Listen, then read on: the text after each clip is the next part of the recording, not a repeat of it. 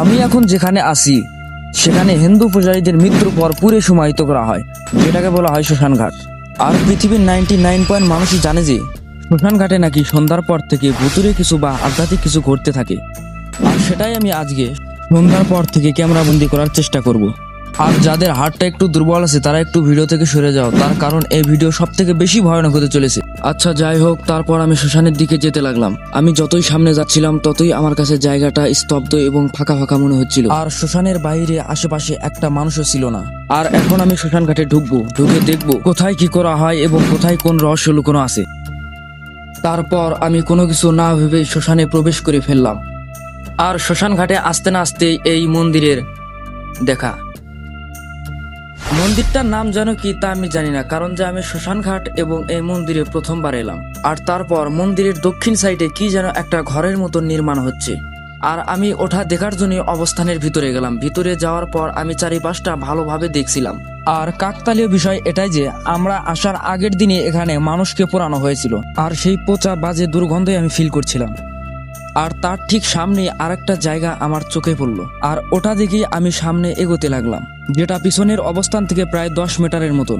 আর সেখানে গিয়ে আমি হতবাক হয়ে গেলাম, তার কারণ তিনটা চোলা এক সিরিয়ালে খনন করা হয়েছে।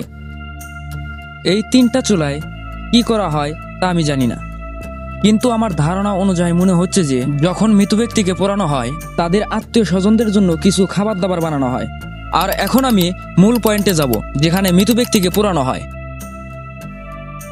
তারপর আমি সামনে এগোতে লাগলাম, যেটাকে বলা হয় হিন্দুদের শেষ ঠিকানা।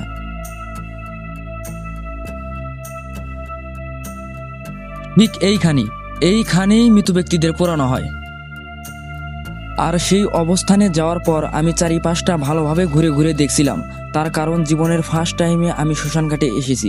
আর মাঝারি লেভেলের যে খাম্বাগুলো দেখা যাচ্ছে তার ভিতরে কাঠখড়ি দিয়ে মৃত ব্যক্তিদের পোড়ানো হয়। আর এখন এটা দেখতে পাচ্ছেন, এটা হচ্ছে ডেন।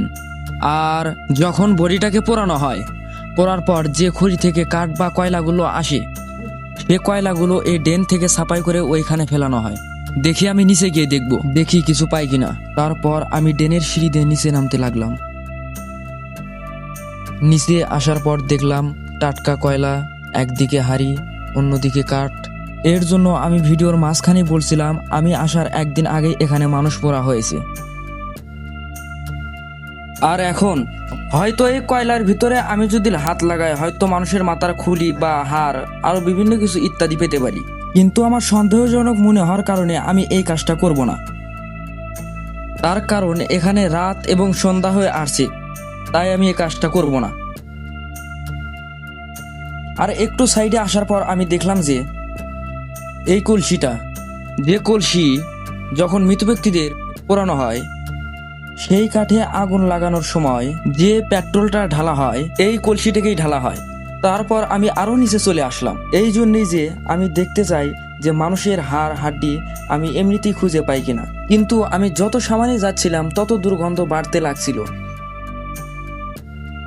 আর আমার যতটুকু বিশ্বাস মনে হচ্ছে এই দিনের বেলা ক্যামেরা বন্দি করার মতন আমি কিছুই পাবো না, তাই একটু রাত হলে আমি এই জায়গায় আসবো।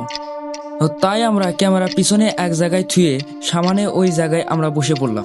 আর এইভাবে আমরা ওইখানে বসে থেকে রাত হওয়ার অপেক্ষা করলাম। আর এখন আমি শ্মশানে ঢুকবো।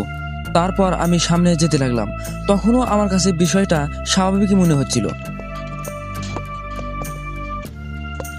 আর কিছুটা হাঁটার পরই আমরা শ্মশানে ঢুকে পড়লাম। ঢোকার পরেই কেমন জানি ভয় ভয় ভাব লাগছিল আমাদের। এই কিসের সাউন্ড হলো ওটা? কিরকম শব্দ হলো না? আর শুরুতেই এরকম অদ্ভুত ঘটনা ঘটার কারণে আমার গায়ের কাটা শিউরে উঠছিল। আর এইভাবেই শরীরে কাঁপা কাঁপা ভয় নিয়ে আমি চিতার ওখানে চলে গেলাম। ওখানে যাওয়ার পর আমার হাত পা কাঁপতে শুরু করলো, কারণ জায়গাটার আশেপাশে কেউই ছিল না। আমাদের শুধু এটাই মনে হচ্ছিল কেউ যেন আমাদের আশেপাশে আছে, আবার এটাও মনে হচ্ছিল কেউ যেন আমাদের দূর থেকে দেখছিল। আর চারিপাশটা এভাবে দেখতে দেখতে কে যেন ওখান থেকে আমাকে ধাক্কা মেরে ফেলে দিল। তারপর আমি সামনে পিছনে কোনো কিছু না দেখে ভয়ে ওখান থেকে পালিয়ে গেলাম। আর আমি যত জোরে দৌড় দিচ্ছিলাম, কিন্তু শ্মশানের রাস্তা আমাদের কাছে ততটাই বড় মনে হচ্ছিল কে যেন আমাদের পিছন থেকে টেনে ধরে আসে। আর এই বোকামিটা আমাদেরই, কারণ যে রাতের বেলা আমরা ওখানে বেশি পাকনামা করতে গিয়েছিলাম। তো ভিডিও এই পর্যন্তই ছিল, নতুন কোনো ভিডিওতে আবার দেখা হবে, ততক্ষণের জন্য গুড বাই।